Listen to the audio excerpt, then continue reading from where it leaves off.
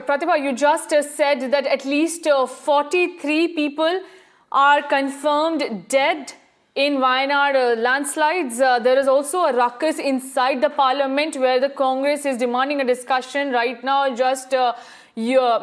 Congress leader Mallikarjun Kharge also spoke inside the house over the Wayanad landslides.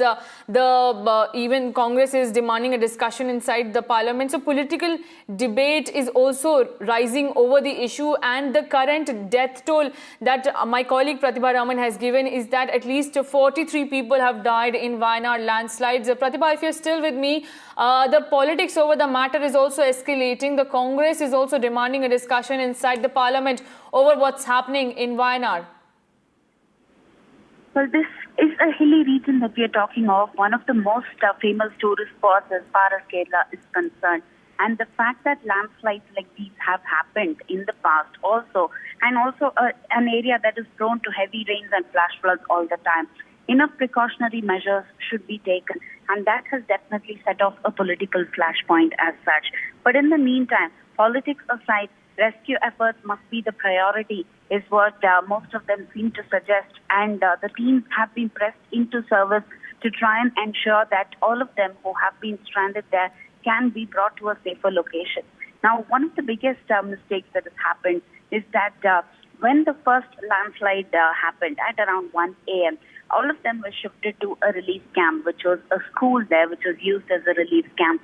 But what they did not anticipate was the second landslide as well as the third landslide. So 3 landslides in a span of 4 hours, and even those relief camps were washed out. And that has definitely caused a lot more damage than what was anticipated there. But despite all of this, yes, all of the services have been pressed into action to try and see that the rescue efforts can be conducted in the best and the most efficient manner possible.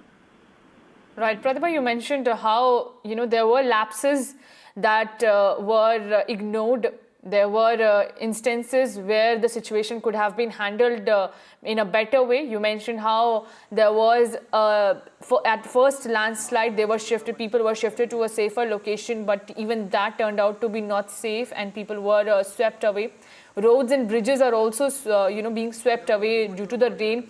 How big is the task of the rescue and relief operations teams who are carrying out the operations to take people out as there is heavy downpour in Wayanad district?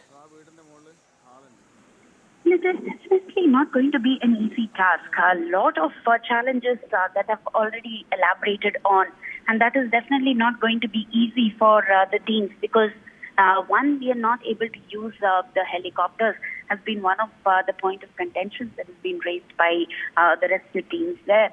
And two is it's definitely going to take a lot of time to construct a temporary bridge and to reach those who have been stranded there, because we are talking of a bridge that has collapsed because of the landslide, an entire village that has also been inundated there.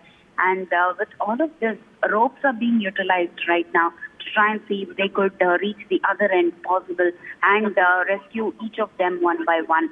It is definitely not going to be easy, and it is not something that is going to end in the next couple of hours. It is going to take at least around another 1 or 2 days for all of people to be brought to a safer location, and also to try and see how they can assess this damage, because relentless rains there not helping either.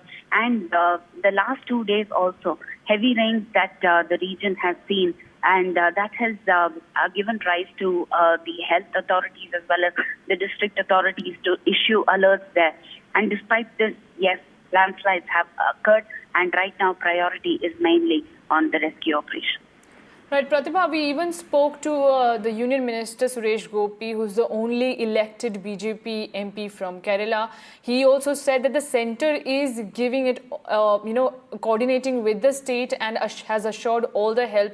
We also saw how the Prime Minister is also spoke to Kerala Chief Minister Pinarayi Vijayan and assured that all help will be given. So, how many central teams are we looking at who will be coming to Kerala and assisting in this rescue and relief operation in Wayanad?